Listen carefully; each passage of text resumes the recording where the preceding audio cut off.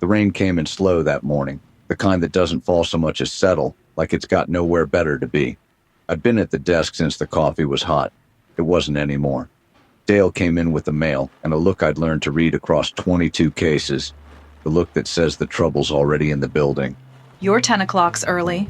She's been in the waiting room since 9. Dry as a bone. Didn't shake the rain off once.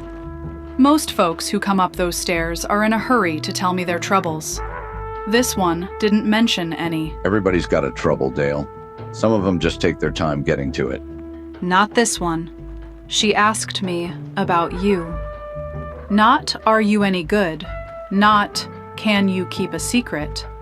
She wanted to know which cases you'd worked. The old ones. And whether you're the kind of man who holds onto his paper after a job's closed. And what did you tell her? Nothing. I told her the weather's been lousy and you'd be with her at 10. She smiled at me like I'd just confirmed something. That's the part I don't like. A woman who smiles when you won't answer. She already knew the answer. She just wanted to see if I'd hand it over. Dale had a nose for it. Most clients walk in carrying a wound and bleed it all over your desk in the first 5 minutes. They come to tell you something. This one had come to ask. And in a city where I'd spent 22 cases learning to keep my mouth shut and my drawer locked, a stranger curious about what I kept on paper wasn't a client. She was an inventory. Somebody, somewhere, wanted to know what I had, and they'd sent her up the stairs in the rain to find out. She came in out of the rain without a drop on her, which is a trick that takes either an umbrella or an angle. She didn't have an umbrella. She sat down like the chair had been waiting all its life, crossed her hands on her knee, and gave me a smile with the corners filed off. I'm told you find people. People who'd rather not be a bother to anyone. There's a man I've lost track of. Family, you understand. He worked for the city, in the records office, and one day they moved his desk to some other building and he just stopped writing home. The city moves a lot of desks. Sometimes the man stays behind. What's his name? I wrote it down for you. I find it's cleaner than saying it out loud. She laid a slip of paper on the blotter and slid it across with one finger, like she was moving a chess piece she already knew would win. I read the name without picking it up. I'd seen that name before, in my own handwriting, copied off a condemnation order that's sitting in a drawer 3 feet from her knee. The only signature on a piece of paper that erased a city block. The man who signed it, and then got transferred to nowhere on God's green earth. You've gone quiet, detective. I hope that's not bad news.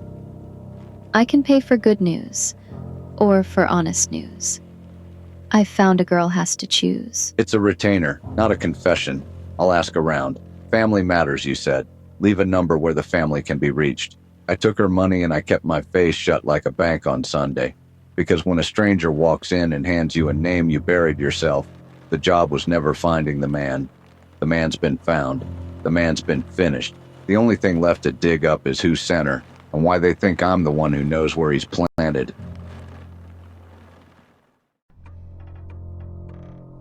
The Chronicle's back office smelled like cold coffee and hot lead, and Flynn worked it the way a terrier works a rat hole.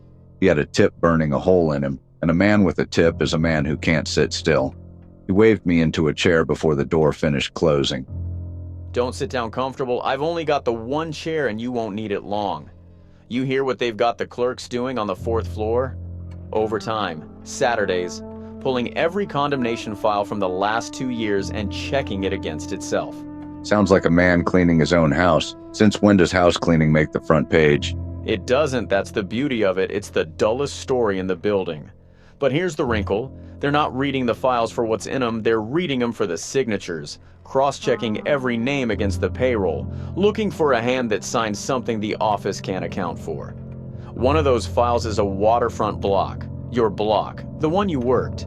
Reconciling the record against itself, looking for the seam where a man who isn't there put his name to something that stays. Yeah, well, when you say it like that, it sounds like something. To me, it's 8 inches of nothing on a slow news day. You want it, it's yours. I don't even know why I called you over. He didn't know, but I did. The machine had whispered a warning into a back booth months ago, and the warning hadn't taken. Now it was reading its own books line by line, page by page, looking for the place the lie got loose.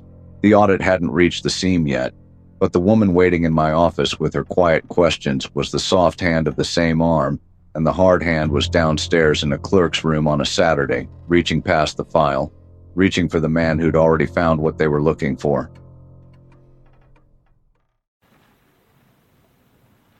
She picked a harbor diner at the dead end of the night, the kind where the coffee's been on the burner since the war and nobody remembers your face on purpose. She wasn't a client.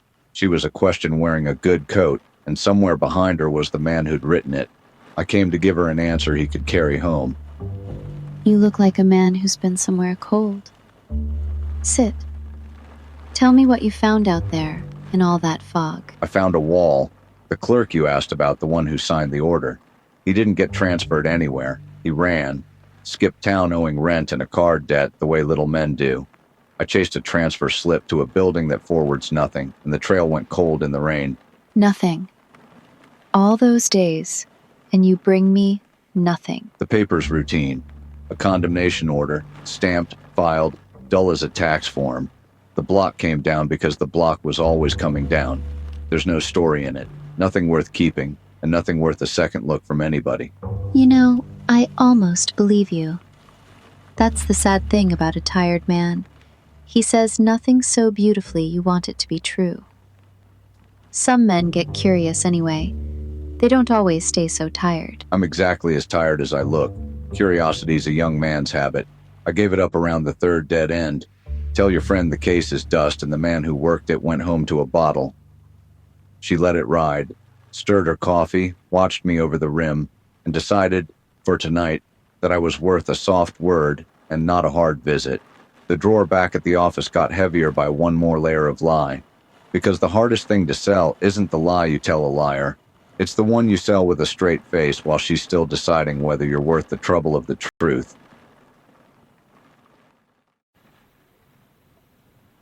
The rain had settled into the kind of all-night patience that doesn't ask for anything. The woman was gone, paid up, thanked, told what she could carry, which wasn't the half of it. I put the clerk's name back in the drawer where it lives and turned the little key that doesn't keep anyone out who matters. She left her gloves. Nice ones, too. Funny. A woman that put together, asking questions she already had the answers to. She wasn't looking for a man, Dale. She had his file before she sat down. No, she was looking for you. They didn't hire you to find somebody. They sent her to measure you. And you, being you, gave her nothing. Sat there polite as Sunday and told her exactly how much you'd say, which is nothing. Nothing's the safest thing I've got. Sure. And a man who gives them nothing is a man worth knowing more about. You buried what you know to keep it, but you can't bury that you've got it. Not from them. The soft hand was the first one, Flynn. It wasn't the last. She was right, the way she's always right, quietly and without enjoying it. The warning hadn't taken, and now the machine knew enough to wonder why. Somewhere downtown a file was getting thicker, and an interval I'd stopped measuring had just gotten shorter. They'd sent a woman with good manners to close the distance, and she had. Next time they wouldn't bother with the manners.